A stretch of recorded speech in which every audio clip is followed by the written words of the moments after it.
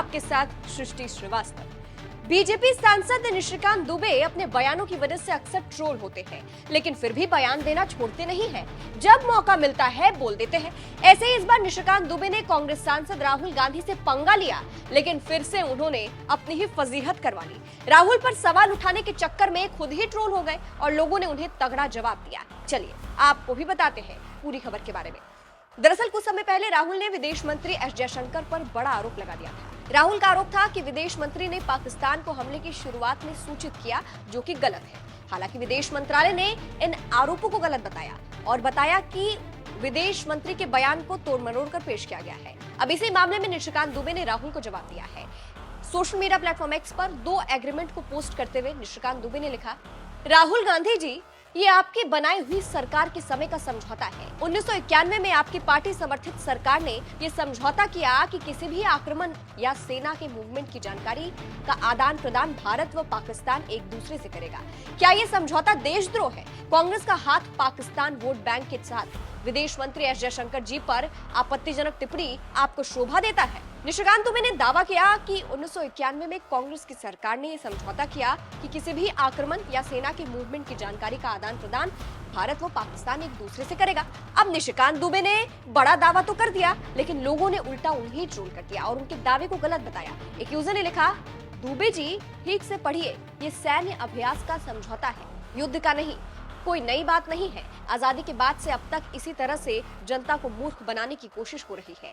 इन बातों से देश को इसका जवाब नहीं मिलने वाला है कि आखिर जब हम पाकिस्तान की इतनी बुरी गत कर चुके थे तो हमने युद्ध विराम क्यों किया। दूसरे यूजर ने लिखा, देखिए, इसी को कहते हैं आधी जानकारी देकर प्रोपोगेंडा करके आम लोगों का ब्रेन वॉश करना। ये समझौता सेनाओं के युद्धाभ्यास के लिए है, ताकि कोई देश सेनाओं की मूवमेंट से अपने खिलाफ युद्ध ना समझ ले।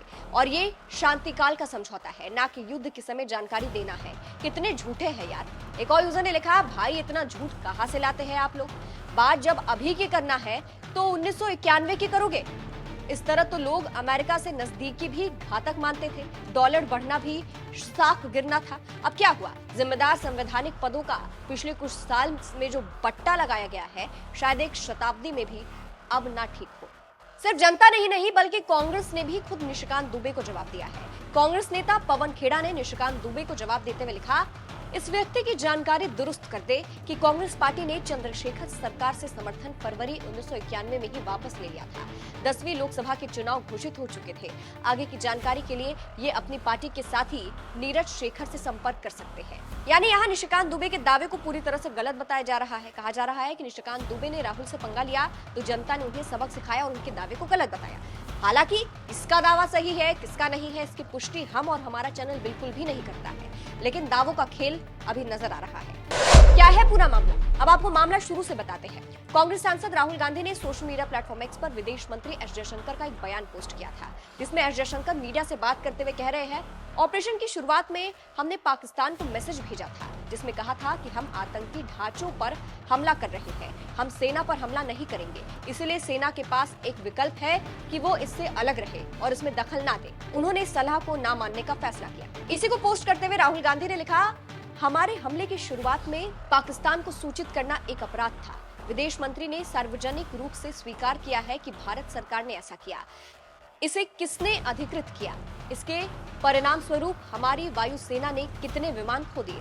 राहुल के इस आरोप पर विदेश मंत्रालय ने उन्हें जवाब दिया और इसे गलत बताया। विदेश मंत्रालय ने कहा, विदेश मंत्री ने स्पष्ट रूप से कहा था कि पाकिस्तान को ऑपरेशन शुरू होने के बाद सूचना दी गई थी, ना कि उससे पहले। इस बयान को गलत तरीके से पेश किया जा रहा है। ये तथ्यों की तोड़ मरोड़ है। तो फिलहाल एक बार फिर से मुद्दा उठा और निशिकांत दुबे ने राहुल पर सवाल उठाए और उनके दावे को गलत बता दिया गया। फिलहाल जिस तरह से निशिकांत दुबे को ट्रोल किया गया है और कांग्रेस ने उन्हें जवाब दिया, उस पर आपकी क्या राय है, हमें कमेंट करके जरूर बताइएगा। नमस्कार।